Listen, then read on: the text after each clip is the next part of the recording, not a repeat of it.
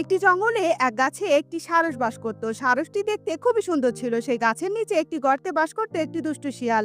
সারস আর শিয়ালের মধ্যে বন্ধুত্ব হয়ে যায়। সময় পেলেই শিয়াল ও সারস একসাথে গল্প করত।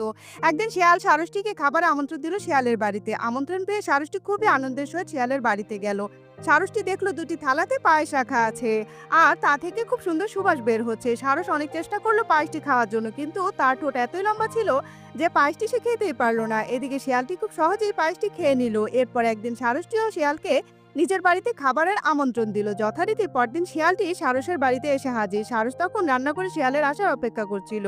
শিয়াল তখন দেখলো দুটি লম্বা মুখলা হাঁড়িতে স্যুপ রাখা আছে। সারস খুব সহজেই তার লম্বা ঠোঁট দিয়ে স্যুপটি খেয়ে নিল, কিন্তু শিয়ালের মুখ লম্বা মুখলা হাঁড়িতে ঢুকলো না। শিয়ালটি অনেক চেষ্টা করে স্যুপটি খেতে পারল না। সারসটি শিয়ালকে জিজ্ঞেস করলো, কি বন্ধু, স্যুপটি কেমন লাগলো? তখন শিয়ালটি বলল, তুমি কি আমাকে অপমান করার জন্য ডেকেছো? সারসটি বলল, কেন বন্ধু, তুমি সেদিন আমার সাথে যা করেছো আজকে আমিও তোমার সাথে তাই করলাম।